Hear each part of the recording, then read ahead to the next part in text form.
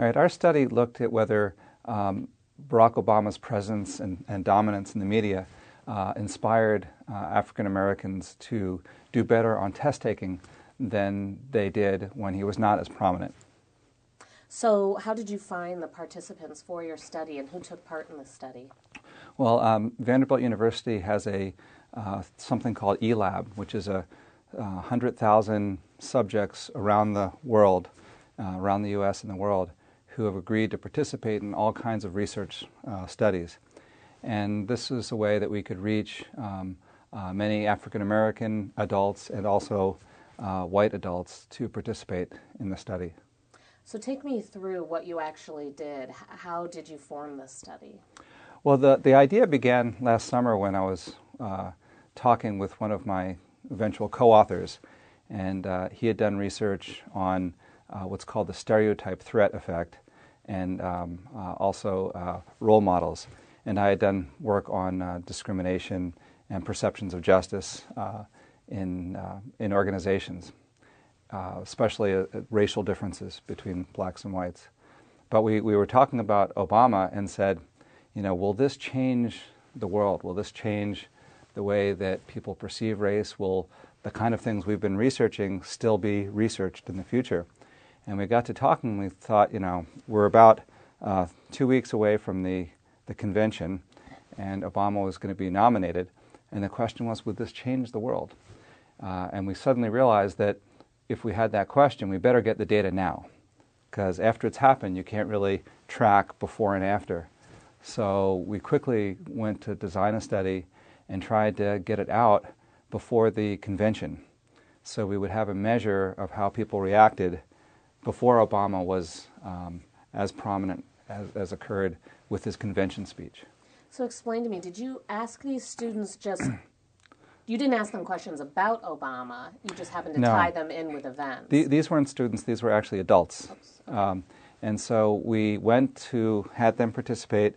They didn't know what we were studying, and they were simply asked to answer 20 questions from an old GRE exam, verbal questions.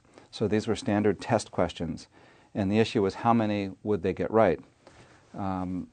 What the stereotype threat effect is, the historic finding, which we were trying to develop more, said that for African Americans who do perceive that there are stereotypes about their academic achievement, if they take a test where they believe that it's going to be used to indicate whether blacks are generally smart or not, there is an increase in anxiety and stress and distraction, and they actually perform less well. Similar effect for women taking math tests, where the worry is this test, if I do badly, will that reinforce the stereotype that women are not good in math? So there's long been this effect we've known for 20 years. A professor in psychology at Stanford first discovered this and measured it quite a bit. And the question is, what helps people overcome that effect? So now you were doing a study to look at a positive effect to this. Exactly.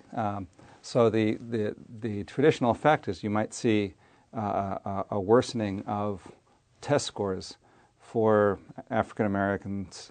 It was often done with students when they were thought that this was a measure that would reflect on blacks in general. And so we kind of set up a test under those conditions, and then were able to take the test once before Obama was nominated, at a time when Obama was less prominent, and then right after the convention speech. That's a time when the world was watching, when there were millions of people who looked at this historic event. Then we did the test again when Obama was obviously still prominent but less in the news, between the convention and the actual election. And then the fourth time was right after he was elected, the most prominent time you could imagine. And so we looked at test scores and found that there was, in fact, a black-white difference in test scores before Obama was nominated. Then, the second time we did the test, we looked at those people who, in fact, watched Obama's speech. So our subjects would we asked them, did you watch the convention? Did you see Obama's speech? And among those blacks who had seen the speech in our study, there was no difference between black and white test-taking performance. There was still for those who didn't watch the speech. Then in time 3, when Obama was less prominent, sort of between the convention and the election, there was, again, a gap in test-taking results between blacks and whites in our sample. And then finally, in the few days after the election, we did it again, and there was no difference between blacks and whites after, at the point when Obama was so prominent. So clearly, when African Americans are seeing Obama, inspired by him, see him as a role model, and that he is very prominent in their vision of the world, their ability to perform better on tests goes up. So Obama is definitely an inspirational character. We know that, an inspirational person. What concrete results do you hope will come from this study and what you found? Well, I mean, one of the questions is, we've known that role models in general can help people overcome the stereotype threat effect, that when people see what we call a counter stereotype, someone who displays characteristics that are against the stereotype, that helps people to overcome some of the fears and anxieties they have about test taking. Okay, so the question was, can someone be have a role model on a national level? Will it actually translate across the country? Will we have any potential beneficial effects for test taking for African Americans going forward? I mean, that's a big leap forward. We don't know if that will happen. Also, we know that the reaction tends to occur only when Obama's most prominent. So, perhaps it will wane as people get used to Obama being there and there's not as much focus on him day by day. But clearly, we can see at a national level the way in which his story, his inspiration, the sense that he can accomplish things really can change the lives and performance of some of our citizens. I keep thinking that, yes, we can, the slogan Well, you keep actually, hearing. that's true. I mean, it is. He is, in effect, saying to African American children, yes, you can.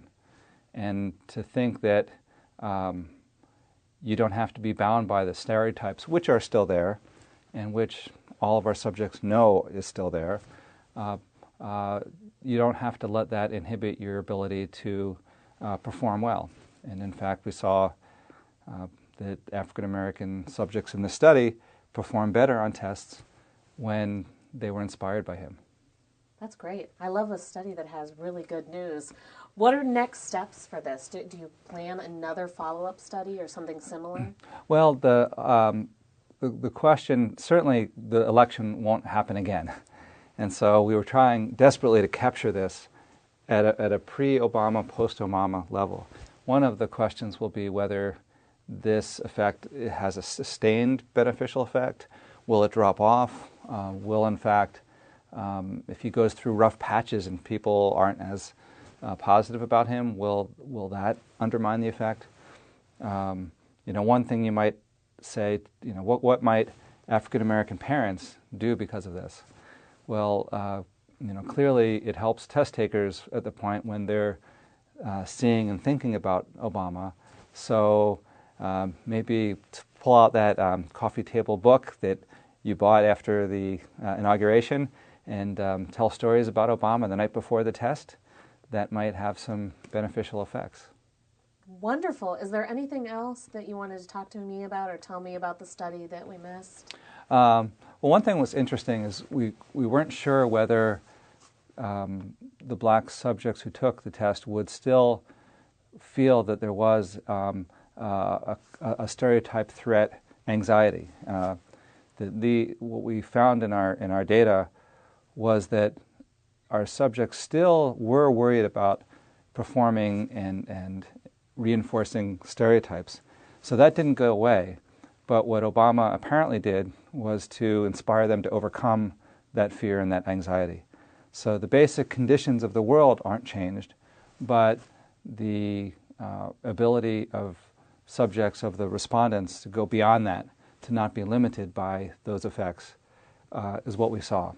So they were able to overcome those constraints.